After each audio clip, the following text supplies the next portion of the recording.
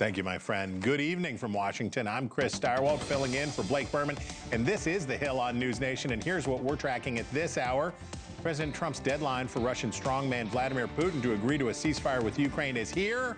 The president promised crippling sanctions, but Putin has bought himself some time with promises of talks, it sounds like.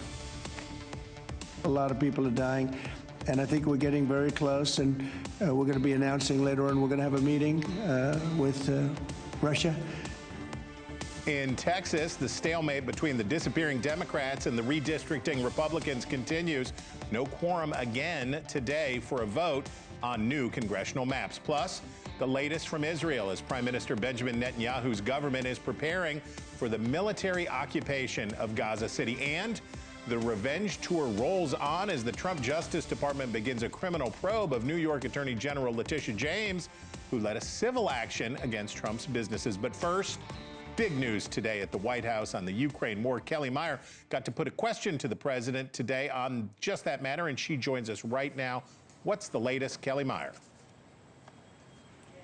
Hey there, Chris, and I just want to say off the top, because we are checking as well on what's happening in Atlanta, and I just want to say that the White House is monitoring the situation at Emory University, so we're just checking on that now. A lot of news happening here today, and potentially more news to come, Chris, because President Trump teased an announcement on Russia and Ukraine, quote, in a little bit. That could mean, we're told, a post on True Social, so look out for that or keep refreshing that page. We do know he's meeting with Russia's leader first, and will tell us exactly when and where that will all be happening. Here's what he told me in the state dining room a short time ago. Have you spoken to Russian President Putin yet, and would you go to Russia or Ukraine, and what exactly would you say to him? We'll be announcing the location in maybe a little while, and I think you'll be very happy. We'll see what happens, right? All we can do is do our best.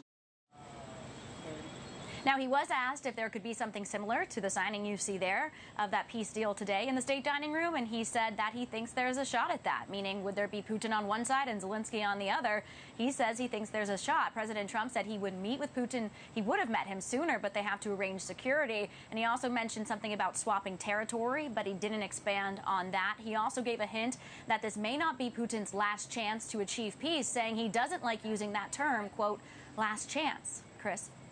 Kelly Meyer, thank you so much. While details of that meeting between President Trump and Putin are still unknown, one thing is clear. Russia has steep demands while offering very little in exchange. In a sweeping ceasefire proposal presented this week, Putin demanded Ukraine will relinquish an eastern region known as the Donbass in exchange for a halt in the fighting.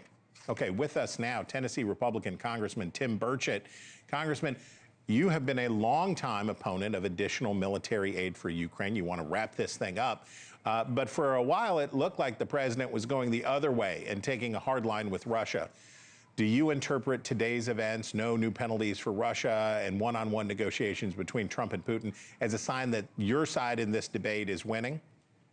I think it does. And another thing is never count out Donald J. Trump. You know, the big, beautiful bill, they wanted it by the 4th of July so he could sign it. And everybody's like, that's not going to happen. How does he do it? He pulls it off. The cryptocurrency thing, Senator Hagerty was working on it in Tennessee. They wanted it on his desk on Friday. Talked to Senator Hagerty. We talked about it. What happened? Donald Trump pulled it off. He is a master negotiator. I mean, I joke around about it a lot, but dadgum, the guy is negotiating with Teamsters in New York. I think he understands this game very much, and he understands it.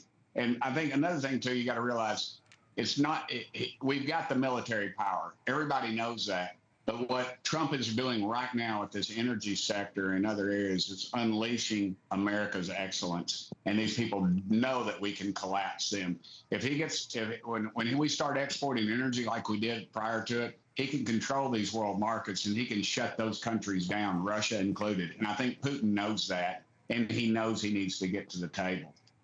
Well, funny you would say that, because just now, as we were talking, we have the Truth Social post from the president saying that they will meet next week and that they're going to do it in Alaska. There you go. So there Alaska. All right. Well, I guess you could call me. I'm a modern day prophet, I guess. I don't know. But well, maybe they'll sell it back. Maybe they'll undo the sewer deal to sell it back. No, we're not giving Alaska back. No, sir.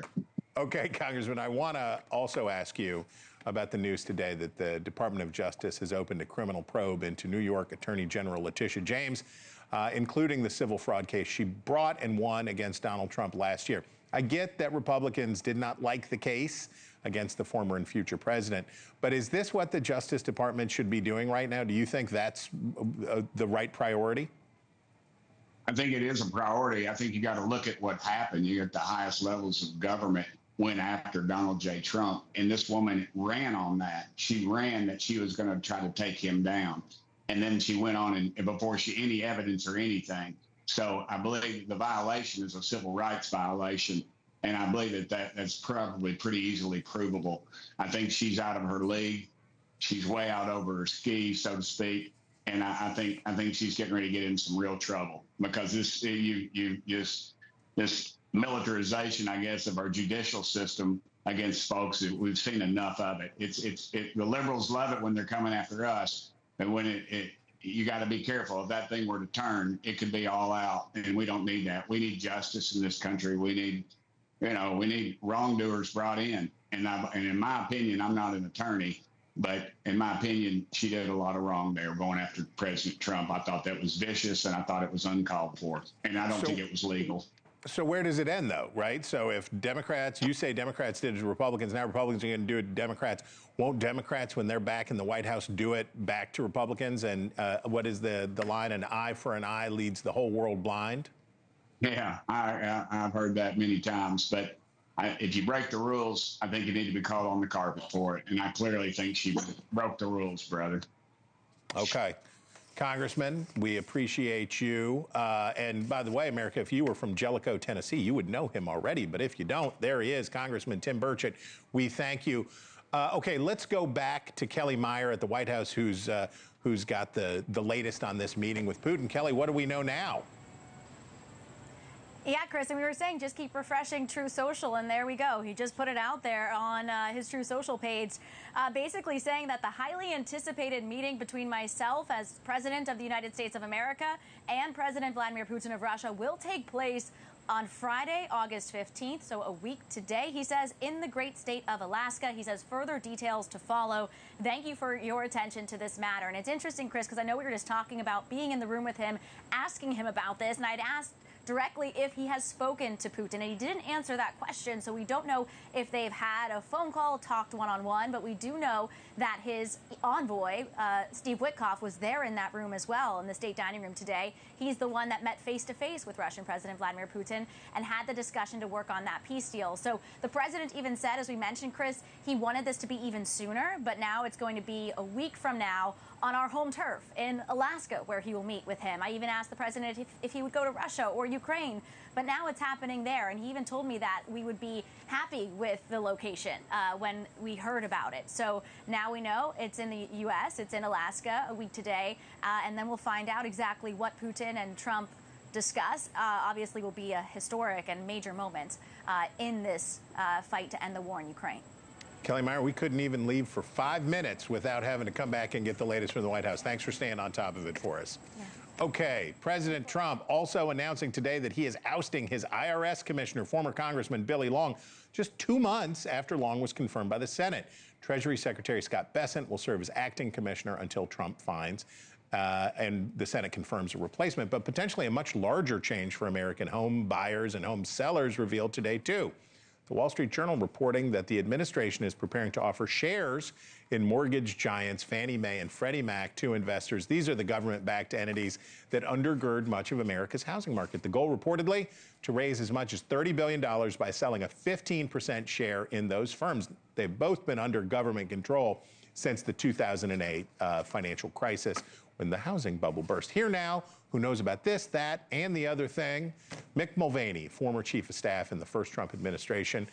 First, before we do that, Mick, I got to ask you, I think, and your historical knowledge is good, I can't think, when was the last time Vladimir Putin was in the United States, certainly for a one-on-one conversation?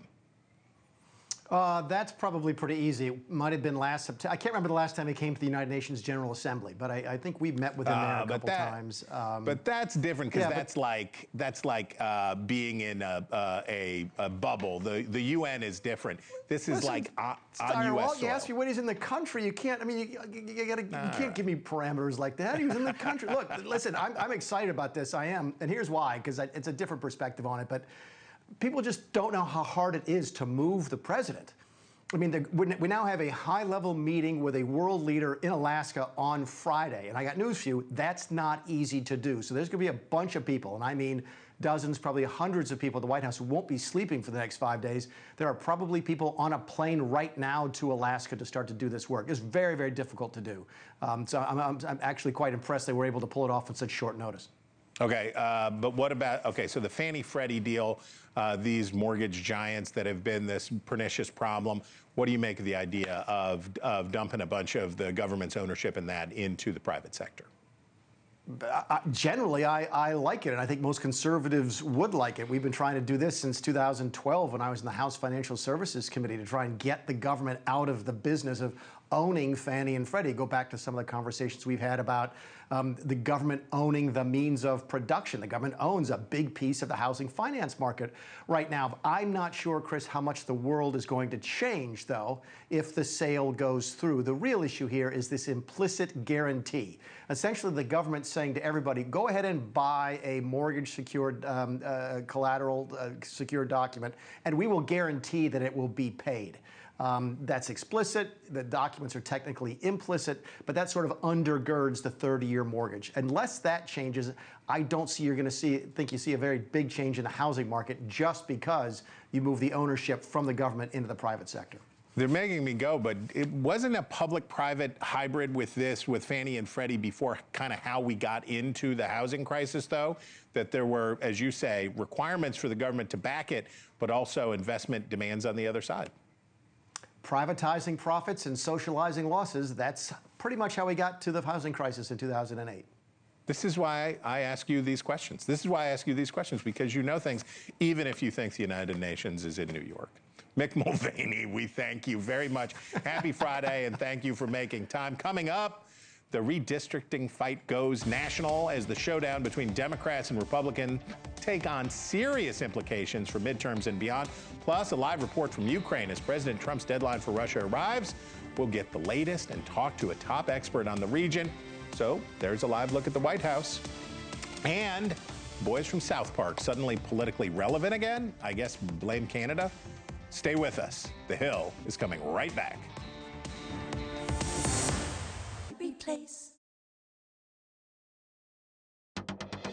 We're talking about emergency measures to respond to what's happening in Texas, and we will nullify what happens in Texas. We will pick up 5 seats with the consent of the people, and that's the difference between the approach we're taking and the approach they're taking. Welcome back. That was, of course, California Governor Gavin Newsom on the latest redistricting fight with Texas and really coast to coast these days. So here's a live look at the Texas State Capitol in Austin, where lawmakers were yet again unable to achieve a quorum today as some state Democrats remain in other parts of the nation amid the ongoing redistricting fight. The state's Attorney General Ken Paxton now asking the Texas Supreme Court to oust 13 Democratic state representatives from office. This gerrymander melee has prompted backlash from blue states like California, as you heard there from Governor Newsom, Illinois and New York, as well as counter attacks from red states like Florida, Ohio, and Indiana. So joining us now to help make sense of all this from former Congressman from Pennsylvania, Connor Lamb. Congressman, your governor, Josh Shapiro, was asked just yesterday whether Democratic leaders in the Keystone State would pursue similar redistricting efforts as those we heard Governor Newsom talking about. Here's what he said. We're not doing that here in Pennsylvania, John. So that's not on the table here? It's not on the table here in Pennsylvania. What's your reaction to that? Do you agree with your governor?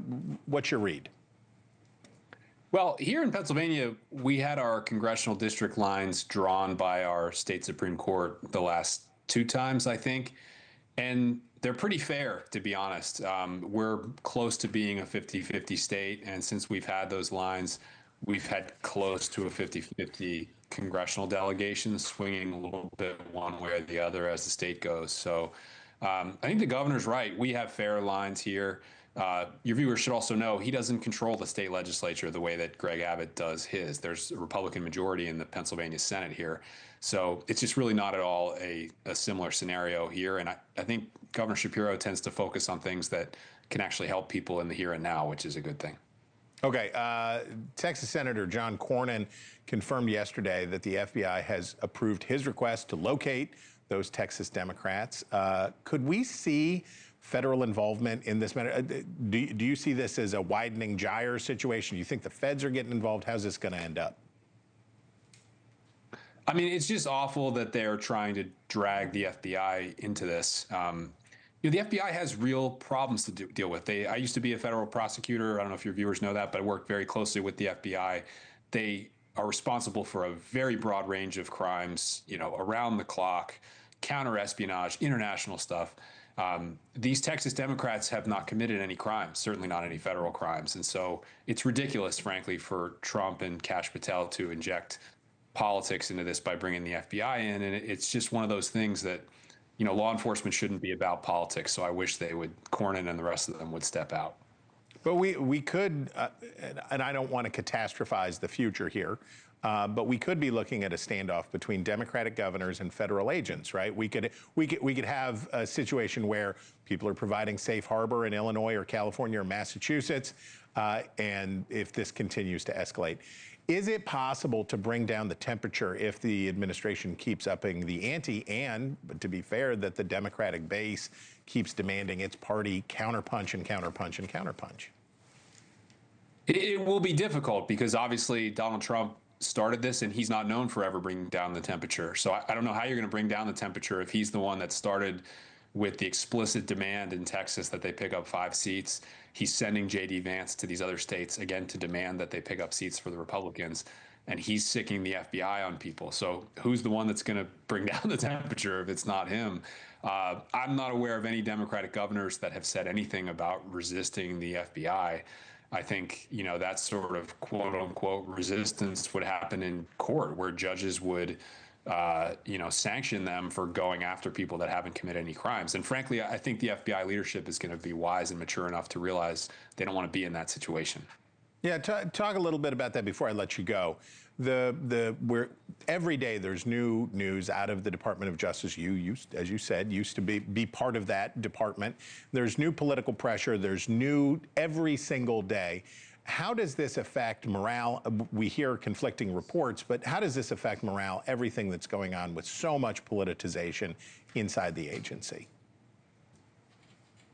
Morale is horrible at the FBI, and it has been for months. That's not to say, you know, there weren't morale issues under President Biden, too. I think there's multiple issues going on at the same time. But Trump and Kash Patel and Dan Bongino, they keep using these FBI agents for things that they're not there to do, like sending them to pull security on immigration raids.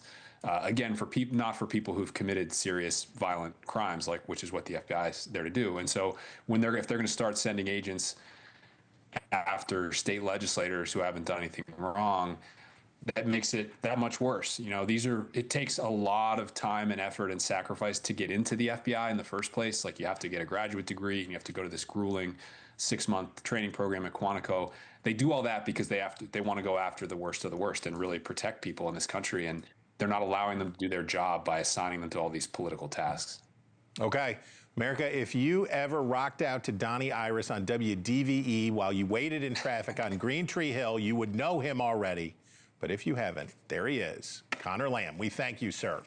Okay, there is still much more ahead on the Hill. The citizens of Ukraine wait for word and hope for relief as President Trump's deadline for Russia to end its assault comes and goes without consequences for the Kremlin.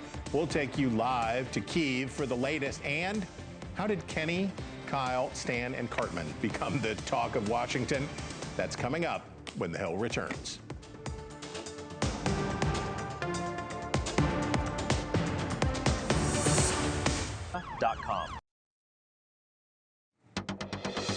Welcome back to the Hill on News Nation. Just moments ago, President Trump announcing that a summit with Vladimir Putin 1 week from today in Alaska will take place. And on the heels of a Wall Street Journal report claiming Putin is asking for eastern Ukraine, President Trump earlier said there would be some swapping of territories. You're looking at territory that's been fought over for 3.5 years with, a lot of Russians have died, a lot of Ukrainians have died. So we're looking at that, but we're actually looking to get some back and some swapping. It's complicated. Okay, joining us now from Kyiv is NewsNation foreign correspondent Robert Sherman. Robert, thank you for being with us. What do you know? Yeah, Chris, here we are on deadline day, and I can tell you that throughout the day here, we've been hearing air raid sirens going off, so it doesn't give any indication that the war has necessarily hit a simmering point here. But with this deadline in place, with the threat of economic tariffs and secondary tariffs being on the table here, we now see this meeting that is now formally on the books, announced by the president, is going to be taking place a week from today. You even heard it from Ukrainian President Vladimir Zelensky in his evening address that he believes this kind of pressure is the only way to move Russian President Vladimir Putin to this negotiating stance. Here's what President Zelensky said tonight. We are in constant communication with the American side, and our partners, for their part, are also engaging with the United States. All are united in the understanding that there is a chance to achieve at least a ceasefire, and that everything depends on the right pressure on Russia. But as we see this meeting being put on the books here between Russian President Vladimir Putin and President Trump, the Ukrainian stance throughout the week is they want a seat at these negotiating tables. Russian President Vladimir Putin saying this week that he's not ready for that. In general, have nothing against it. This is possible. But before that, certain conditions should be created. And unfortunately, we are still far from creating such conditions. So as it seems right now, this is going to go ahead with Russian President Vladimir Putin and President Trump sitting down in Alaska without the Ukrainians there.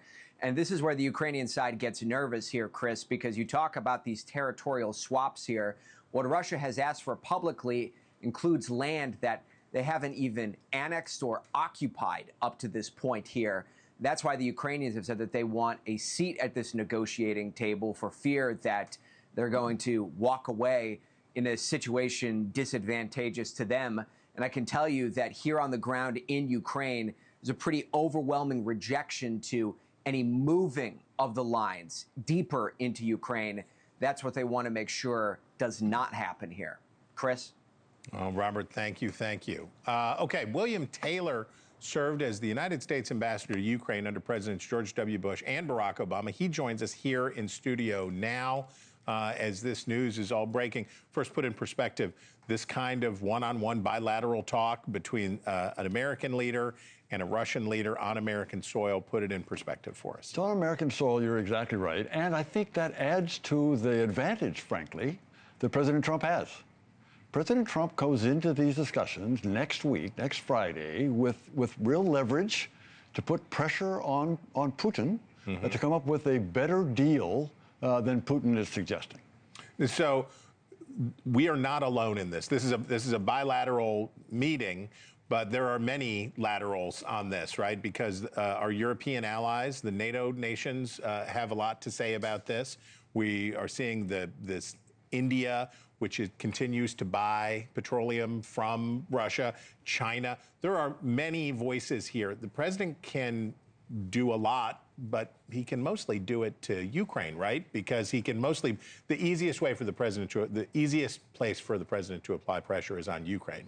Much harder with Russia, right? I'm not sure, Chris. Okay. I'm not sure. I think President Trump, for the last month, has been very clear about who he's pressuring. And it's not Ukraine. It is clearly Russia. It is Putin. And the pressure that President Trump has gathered in terms of the sanctions you talked about, he's already put sanctions on India, and he's threatening to do the same thing on China because they buy oil from Russia. He's also changed his mind. President Trump has changed his mind and is now allowing weapons to go from the United States to European allies and to Ukraine. That's new. President Trump has indicated irritation, frustration, anger.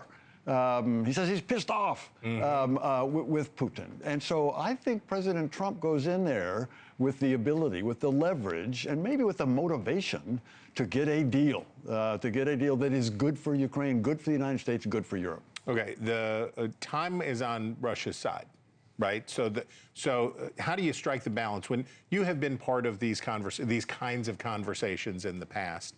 On the one hand, you want to keep talking, you want to keep the conversation going. On the other hand, every day that this drags on, since Russia has the upper hand militarily, it's good for them. How do you find the balance there? You're exactly right. Putin's strategy is to drag it out. Yeah. Probably even in these discussions next Friday. He'll probably want to raise some very difficult issues, controversial issues. Spread his defense. Spread his defense, and so that we'll have to take a long time to negotiate that. And while they're negotiating those hard things, he keeps killing Ukrainians on the ground. So he wants more and more of Ukraine. He said it's not really about territory. Right. It's not about this little village here and a little crossroads there. No, he wants to control Ukraine. The debate, and you were present for it, the debate over whether, and it's crazy to think of now, should the United States basically have allowed Ukraine to be absorbed into Russia in the 1990s, and that was pulling them out and doing that stuff. Looking back now, you look back with the benefit of 20 years of hindsight.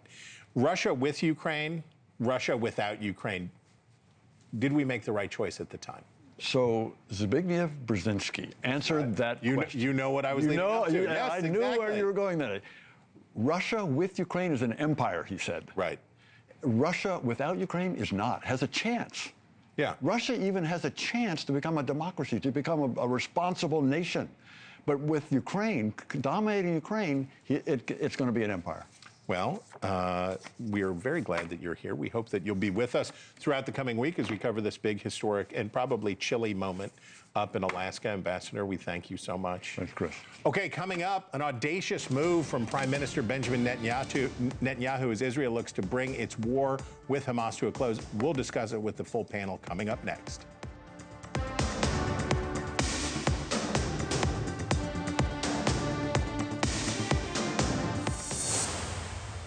NewsNation Saturday, the future of warfare. Robert Sherman's on the ground in Ukraine with exclusive access to their new battlefield technology. And why the U.S. military should be paying attention. Ukraine on the front lines, Saturday, 8/7 Central.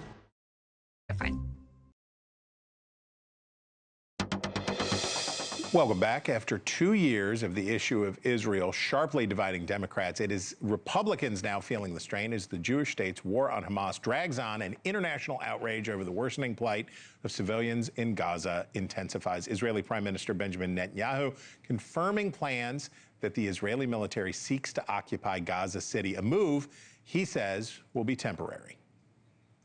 We don't want to keep it. We want to have a security perimeter.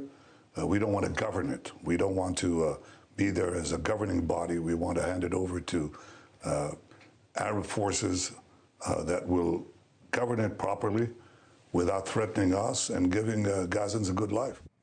Okay, the full panel with us now. Annalise Keller, she's a Republican strategist. Yemisi Egbawole is a Democratic strategist. That's appropriate. David Drucker is a senior writer for The Dispatch and my friend. Hello, David Drucker. And Julia Manchester, J-Manch, is the national political reporter for The Hill. We're going to talk about Israel, but I want to give you guys the opportunity to react to this breaking news. So we got a summit. And it's in Alaska. And Julia, we're going to go down the row. Yeah. Talk about, I believe, and we're trying to figure it out. I think this is the first time that Putin has been in America since maybe 2009, or as long ago as that. Yeah, he seemingly alluded to that.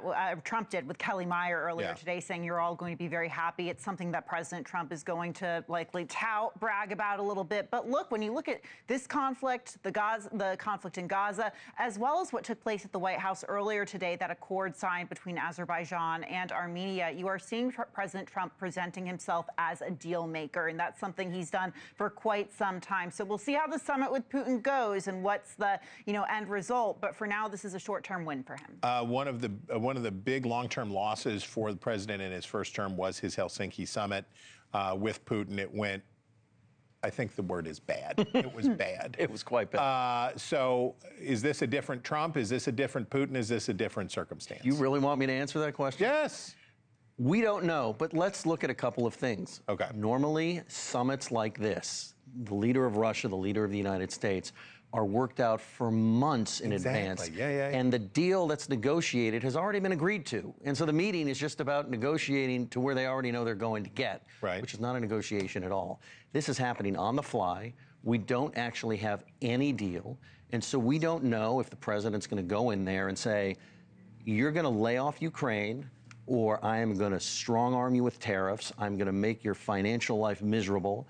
And I'm going to keep funding Ukraine and help making sure they get U.S. weapons? Or is he going to be dazzled by Putin and the idea that he just pulled off the deal of the century by ending the war, and then call Zelensky and say, yeah, give up half your country, that's the deal? Because we know Putin is suing for time. He's a liar, he's a snake, and he doesn't want to end this war unless he takes over Ukraine. Okay.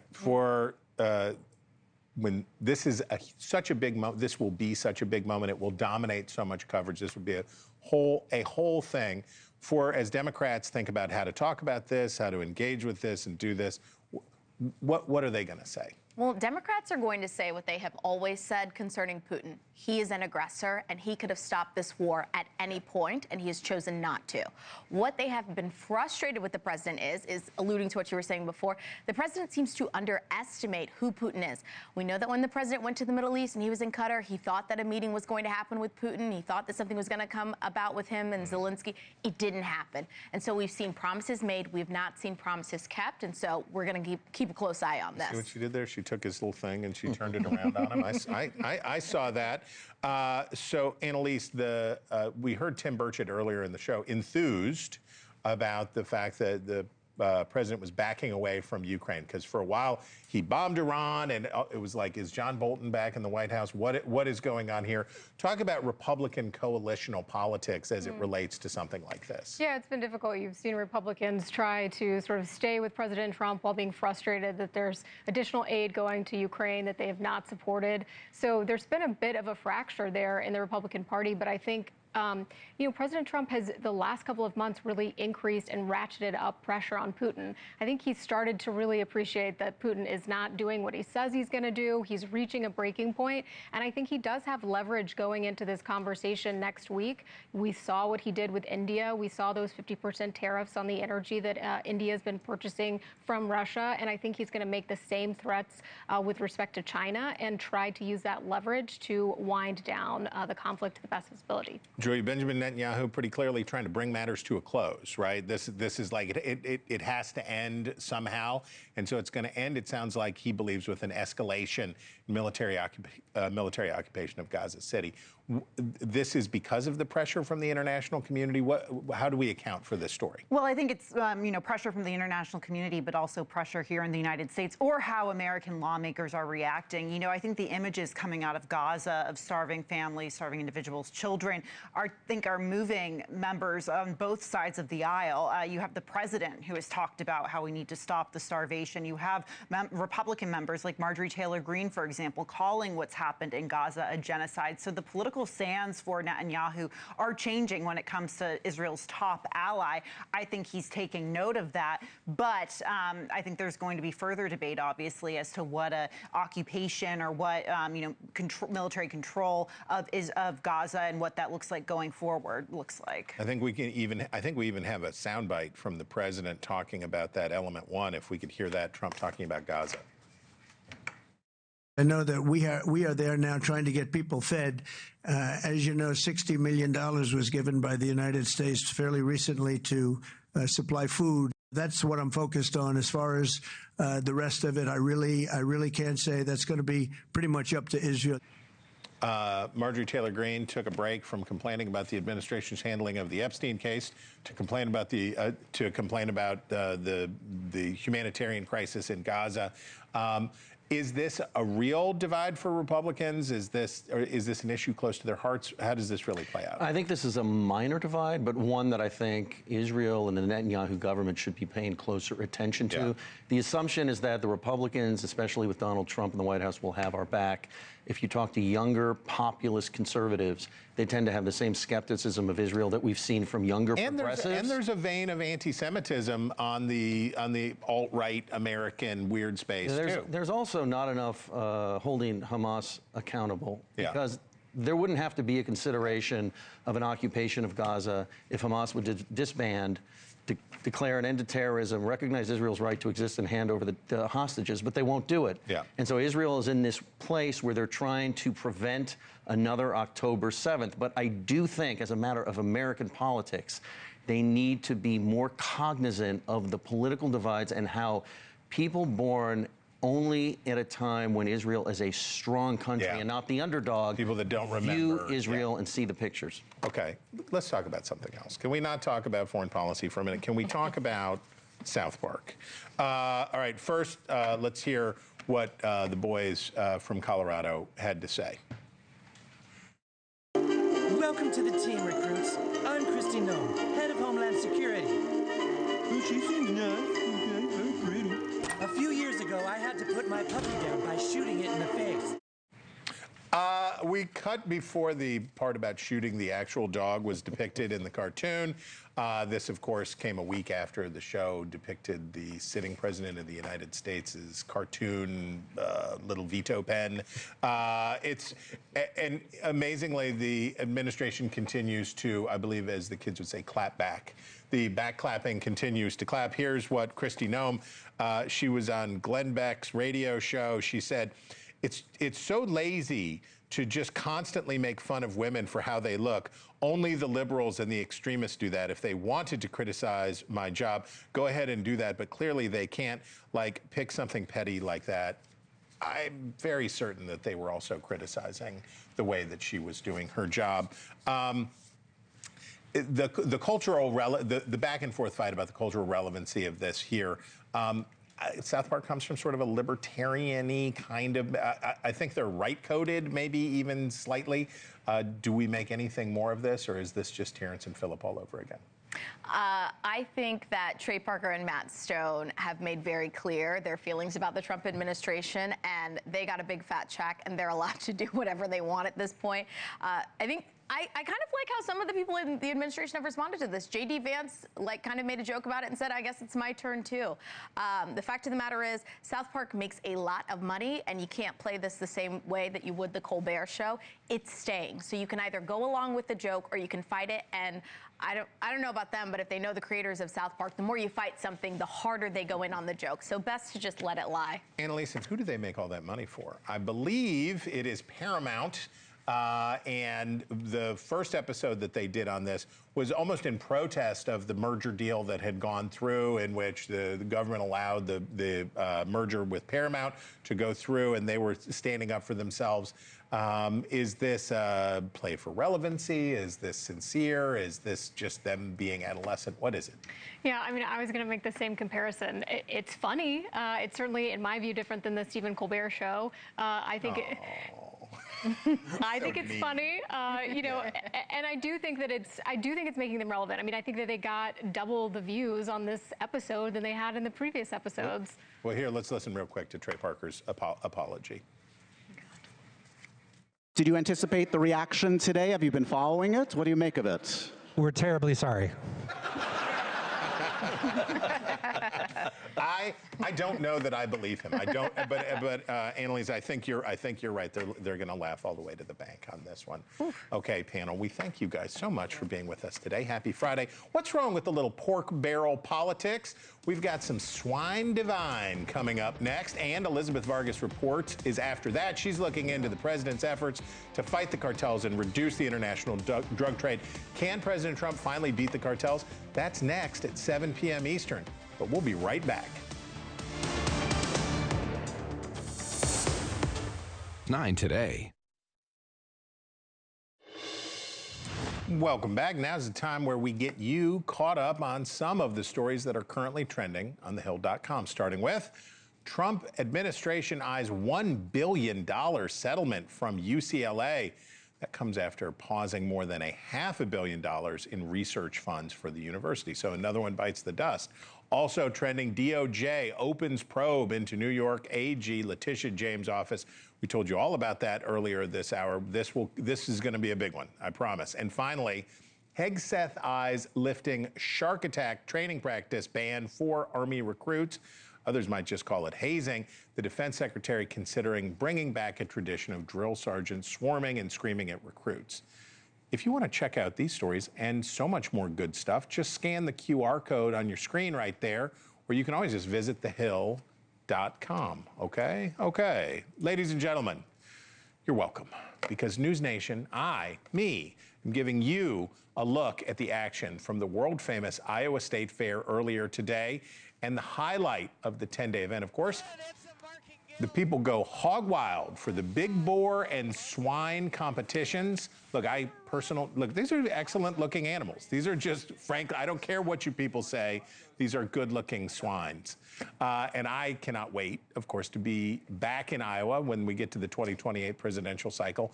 I get to go to the fair. I get to eat the fried butter. I get to see the big pigs, the little pigs. I like it. What can I say? But what else would you expect from the author of Whole Hog Politics?